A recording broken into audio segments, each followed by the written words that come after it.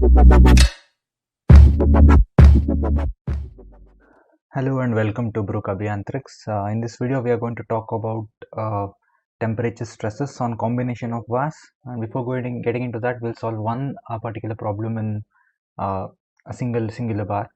So the question states a bar in the shape of a solid truncated cone of circular cross section is situated between two rigid supports, which constrains the bar from any change of axial length. The temperature of the entire bar is then raised by delta T. Assume the cross sections perpendicular to the longitudinal axis of the symmetry remain plane and neglect localized end effects due to end supports. Determine the normal stresses at any point of the bar. Okay, let me just change the color beforehand itself. Now let us solve this particular problem. Now at the end of the day, we'll have to find out the normal stresses, and to find it out, we will just use the normal integration method. So we'll first select a particular element here of distance x from the initial origin. Let's say this distance is x and the thickness of this particular element is let me tell this as dx. Okay, so here what would be the diameter of dx?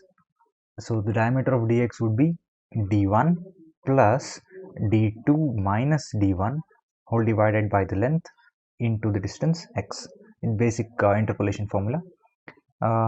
Yeah, so now as the end supports have rigid, it means that delta, let me call this as a and b, delta AB will be equal to 0. Now what would be the free extension of a and b? Now here this would be given by the integration of free extension of this chota element, right? So now what would be the free extension of element? So this free extension of element would be given as delta x, that is L, into the rise in temperature, that is delta T, into alpha, the thermal coefficient expansion, right? So I'll have to integrate this for free expansion of AB. So to get this, I'll have to integrate this from the limits 0 to L, delta x into delta T into alpha. Sorry, this is not delta x, this is dx, because this would be the thickness of the element, right? So we'll have dx here. Now this would be nothing but L delta T into alpha, right? Now again, since we know that the total of this let's say because of the end supports, because of the rise in temperature, this particular element or this particular bar will also experience some stress, right? So what would be the extension of that stress? Now again this delta will be again given by the extension, that is nothing but sigma. Again I'll write that in terms of p by a, p divided by ax into e at the denominator, and the numerator I'll have dx. So that is nothing but this formula, right? Delta is nothing but pl by ae, right? So I've made use of this formula, and this is in the element. So if I want this in total of the entire AB, now I'll have integration of 0 to L p dx divided by ax into e.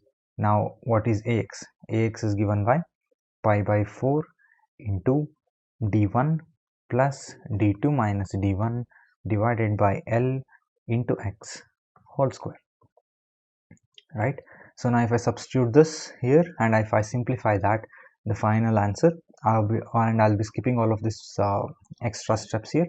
So the delta x will be given by 4 pl by pi e d1 into d2.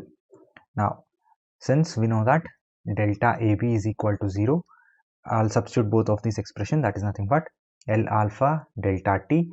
We have the rise in temperature, so that the stress that would be experienced by the prism will be compressive load minus 4 PL divided by pi E d1 d2, and this would be equal to 0. Now P would be given by, if I simplify this, I'll get pi e by 4 into d1 d2 alpha delta t. And now sigma again is again given by p by a, which is nothing but e d1 d2 into alpha delta t divided by d1 plus d2 minus d1 divided by L into x, the whole square. This would be the total normal stress developed because of the rise in temperature for this particular truncated cone. Right, so let me move on to the next topic, that is temperature stresses in composite bars. Now, what is going to happen for this composite bar if the temperature is risen by T degrees Celsius? So what are we going to assume? We are going to assume that these two are made up of two different elements and there is no rubbing between these two elements, meaning that at the end of the day, whatever the expansion happens to the bar will be the same, right? So this is what we are going to assume. This is what we are going to assume here. In other words, if there is no rubbing here, both of this material is going to expand or contract by the same distance.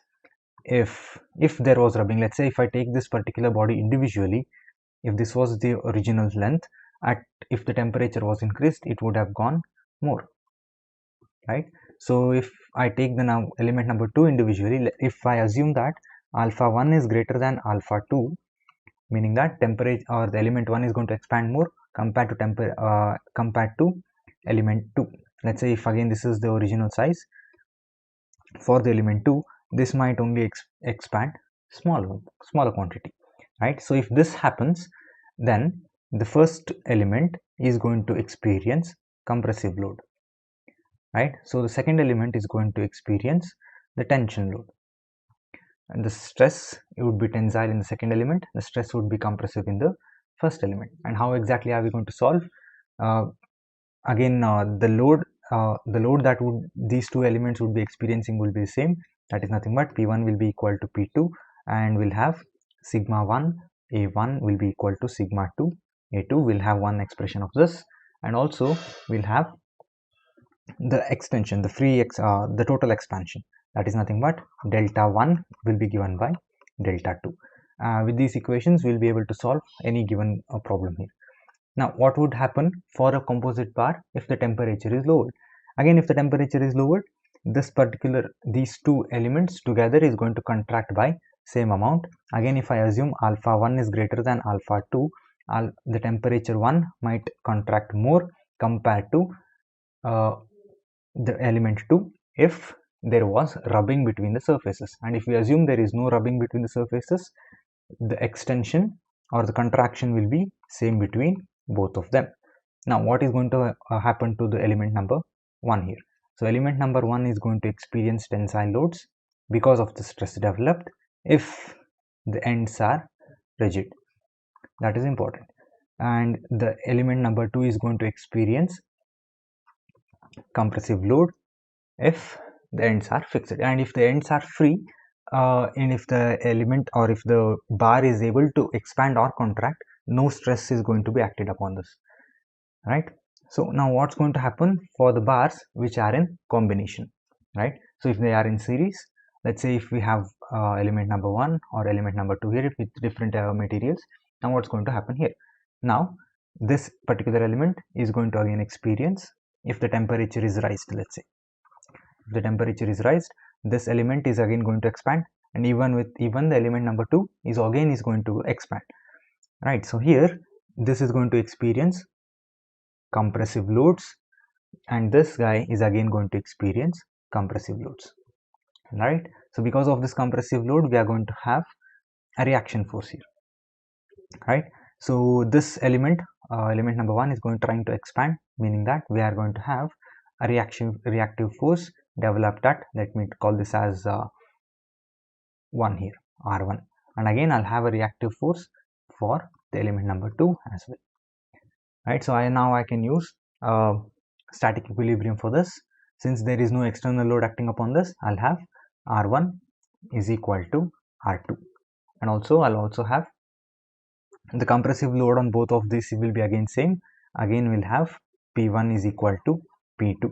And one more thing, if the ends are fixed, again I can call this as delta 1 plus delta 2 will be equal to 0, right? So this is what it is. Now with this all prior knowledge, let me start solving some problems with this. A steel bar is sandwiched between two copper bars, each having the same area and length as the steel bar.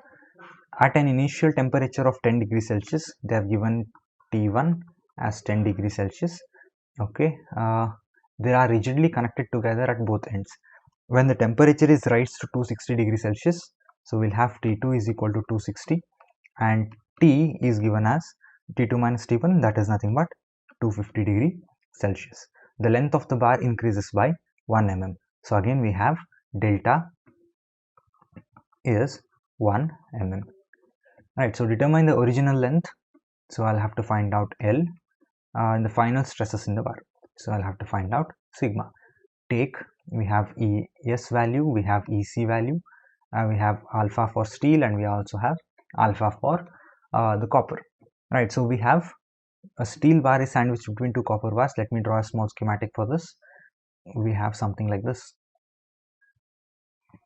and length and cross section area is again same for all of them. We have copper here, we have copper here, and we'll have steel in the middle. Right, so with all of these knowledge, let us try to find out what kind of loads that we are going to have here. So since we know that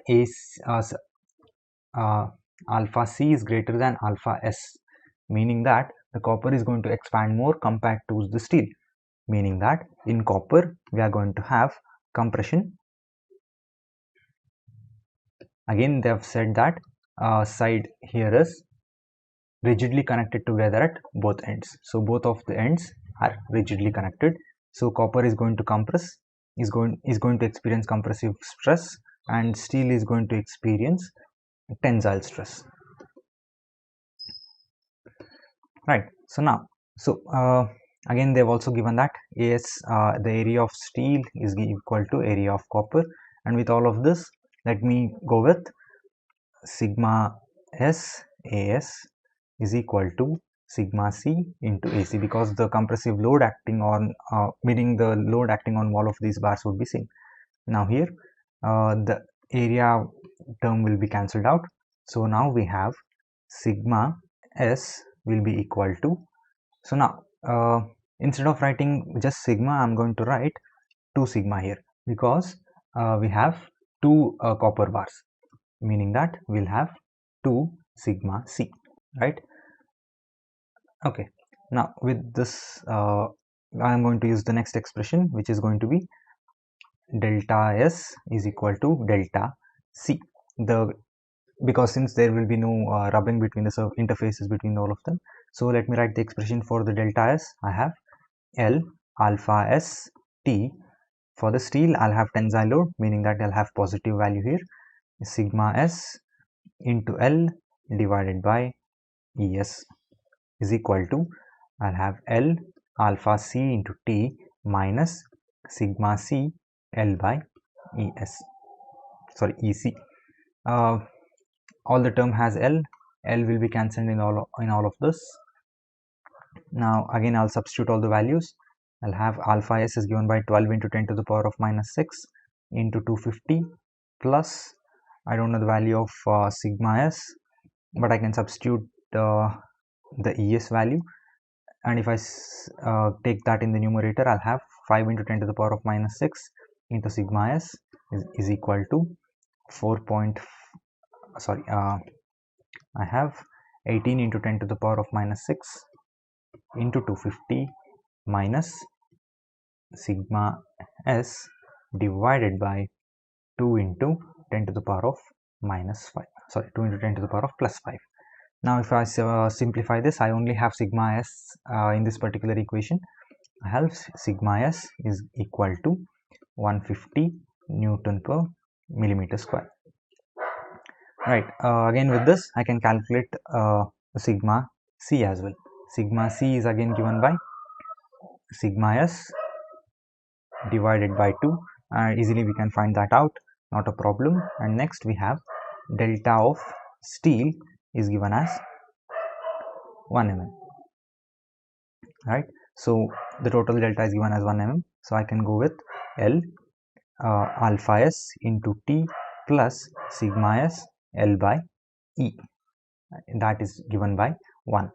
Now if I substitute the values again, I can take L as common.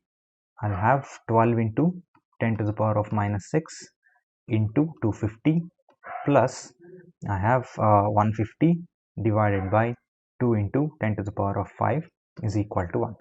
Now if I simplify this, I'll have L is equal to 266.67 mm.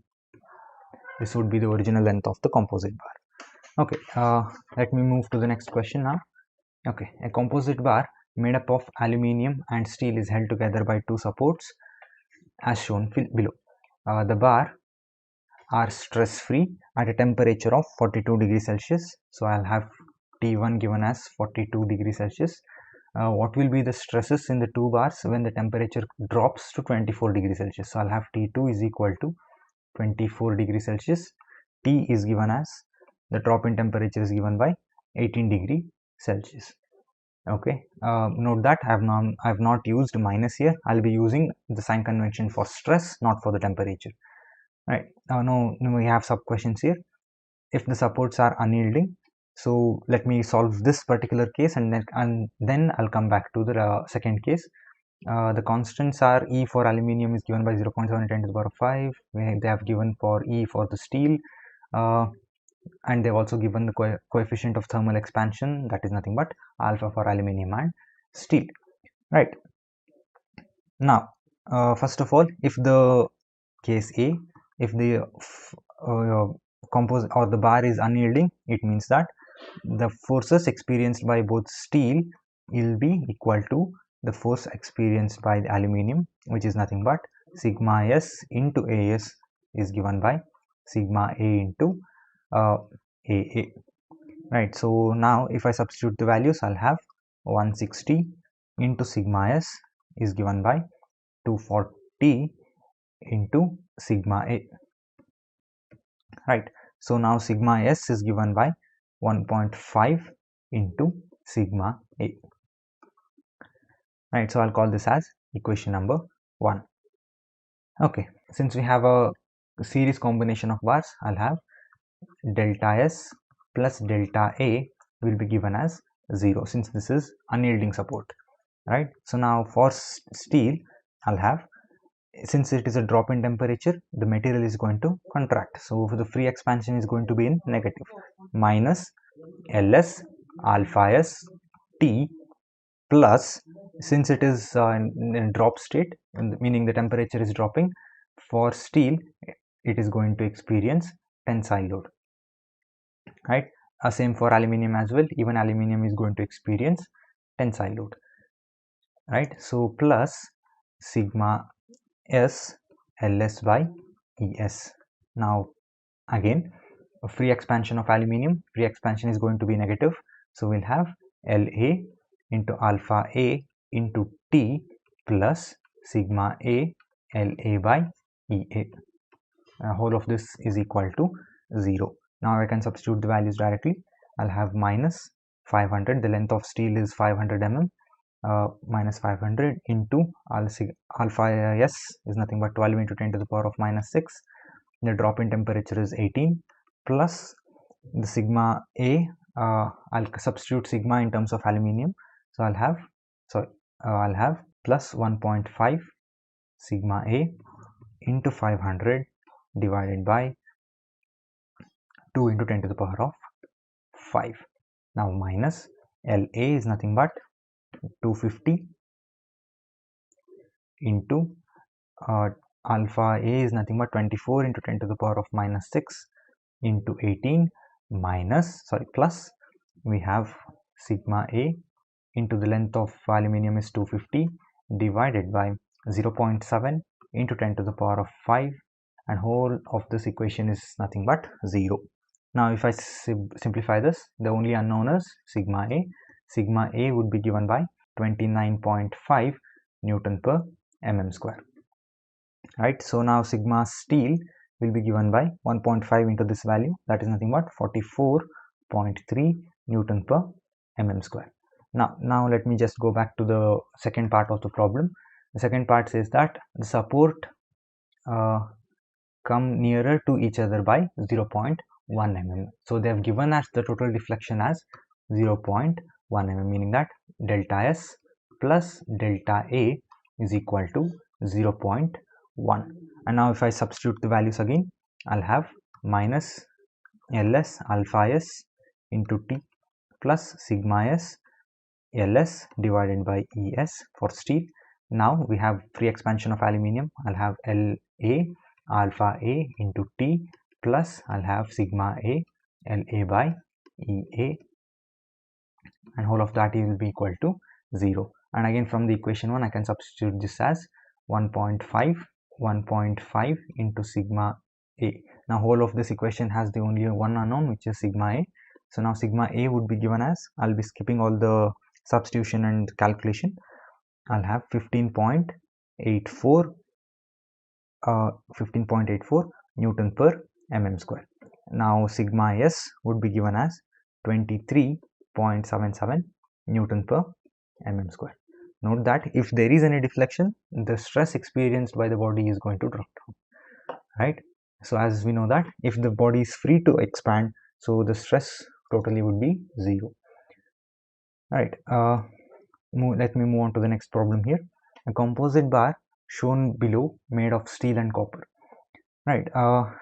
We have the coefficients of expansion of steel and copper as alpha and 1.25 into alpha respectively, while elastic moduli are E and 0.5 E respectively. Estimate the stress induced in the member due to the rise in temperature by T degrees Celsius. Okay, so I'll have they have given as alpha S is equal to alpha, and alpha C is given by 1.25 into alpha. So ES is equal to E and EC is equal to 0.5 into E. Okay, now we'll have to calculate the stress induced because of the rise in temperature. Now what is going to, which element is going to expand and which element is going to contract? So now this is nothing but similar to a composite material. Now since because all of the end is rigid, all the ends are fixed, even though there is no contact between the steel bar and the copper bar, this is going to act as a composite bar because the ends are fixed together. Now if the copper bar is going to expand more, the steel bar is going to expand less. The copper bar is going to stretch out the steel bar here. Now meaning that the copper is going to experience compressive stress, is under compression, and steel will be under tension because of thermal expansion, right? Also this is because alpha C is greater than alpha S, and if this was reverse and vice versa would be the true. Now we have the load experienced by both of them would be same. I'll first consider these two elements, so I'll call this as C1 and I'll call this as C2. Now the force experienced by C1 is equal to force experienced by C2. Now if I substitute the values here, sigma C1 into the cross-sectional area they have given as A is equal to sigma C2, the cross-sectional area is given as 2A. Now which is nothing but sigma C1 is equal to 2 sigma C2. Thus I'll call this as equation number 1. And one more thing, we also have force experienced by copper will be equal to the force experienced by steel, since we are considering the whole as a composite bar, right? So as a whole I'll call sigma C here into A will be equal to sigma S into A. Now we know that I'll only, since we have cross-sectional area A, I want to cancel out here, I'll only consider sigma C for this. Now which is nothing but sigma C will be equal to sigma S. I'll call this as equation number 2. Now since it is a composite bar, I can easily tell delta C will be equal to delta S. So okay, I'll write for steel first. I'll have L alpha s T plus, since steel is in the tension, we'll have sigma s Ls divided by Es minus and Lc alpha c into T minus Lc into sigma c minus, divided by Ec. This is not minus, this is equal to, right? So equal to, again plus, and again I'll have the second part of the copper. I have Lc2, this is Lc1, this is Lc1, right? So V1 sigma C1, Lc2 alpha c into T minus Lc2 sigma C2 divided by Ec. Now I'll substitute the values, since all of them have the length. I can first write this Lc and Ls in terms of L. So I'll have L alpha s. So alpha s, again I'll write that in terms of alpha. So since they have given it as alpha, I'll write L alpha T plus sigma s. Again I'll write in terms of sigma c here. So sigma s is given as sigma c, and Ls is nothing but the total length. I'll call this as L divided by Es. I'll call this as E. It will be equal to Lc1 can be written by L by 2. I'll have L alpha c. Alpha c is given by 1.25 into alpha, that is into 1.25 into alpha into T whole divided by 2 minus, now sigma c1 is equal to sigma c. I'll call this as sigma c into the Lc1 is given by L by 2, again L divided by 2 into 0.5 into, again these are all given in the question itself, plus Lc2 is again L by 2, alpha c is again given by 1.25 into alpha into T minus, we have Lc2 is again L by 2 into sigma c2 is nothing but 0.5 into sigma c divided by again 0.5 into E. Again Ec is again given by 0.5 into E. Now if I cancel out everything, I'll be left out with 2.5 sigma c by E will be equal to 0.25 into alpha T. Now which is nothing but sigma c will be given by 0.1 E alpha T. Right, so this would be the total compression at the end. For sigma s is again equal to sigma c, and now sigma c2 is again equal to 0.5 into sigma c. If I substitute in these expressions, again I'll be finding out the stresses in all the different members. Now let me move on to the last problem in this video. Right, so for the assembly shown below, determine the stresses in each rod after a temperature rise of 30 degrees Celsius. They have given T as 30 degrees Celsius. Area of steel rod is 800 mm. AS is given as 800 mm square.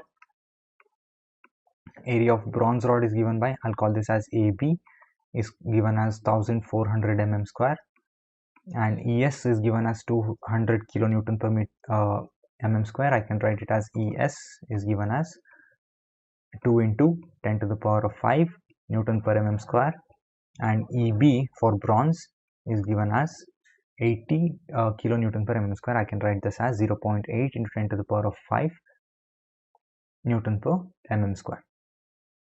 And they have given as alpha S 12 into 10 to the power of minus 6 per degree Celsius. Alpha B is given as 20 into 10 to the power of minus 6 per degree Celsius. Now, first of all, if there is any external load acted, let me write the force diagram for this. So I'll have force diagram as well as the reactions for this. So I'll have 200 downward force, and I have the loads or the taken up by each individual material, right? So we have, I'll call this as PS taken by steel, this is also taken by steel, and this is taken by bronze. If I apply the static equilibrium for this, 2PS plus PB is equal to 200 into 10 to the power of 3. So I'll call this as equation number 1. And now, since all the ends are rigid, this particular plate is going to expand, is going to come down. So meaning all the 3 bars is going to experience same amount of deflection, meaning that delta S is given by delta B. Now Ls, free expansion of steel, is nothing but Ls alpha S into T plus, now this is going to experience tensile load. This is not going to experience compressive load because we have an external load which is acting, external tensile load which is acting on this, now which is nothing but Ps into Ls divided by As into Es, and all of that is equal to a free expansion of bronze because of rise in temperature, Lb alpha B into T plus, again this is going to be a tensile load, Pb Lb divided by Ab into Eb. Right, so now if I substitute the values here, I'll have 800 into 12 into 10 to the power of minus 6 into 30 plus Ps into 800 divided by, again 800 here, into 2 into 10 to the power of 5. All of that is equal to 1200, the length, into 20 into 10 to the power of minus 6 into 30 plus Pb into 1200, the length of bronze rod, divided by the area of bronze rod, that is 400 mm square, into 0.8 into 10 to the power of 5. Now if you can utilize equation number 1, so I can substitute Ps in terms of Pb or Pb in terms of Ps, and I can solve this particular equation. This gives me Ps as 97.4 kilonewton and Pb as 5.2 kilonewton. Right, so now for the stresses, I can go with sigma S is given by Ps divided by As. If I substitute all the values here, I'll have 121 Newton per mm square, and for bronze I'll have sigma B would be given as Pb by Ab, and again if I substitute the values, I'll have 3.6 Newton per mm square. So hopefully this video has been helpful for your preparations. Thanks for watching our video. Make sure you like, share and subscribe our content. Thank you and happy learning.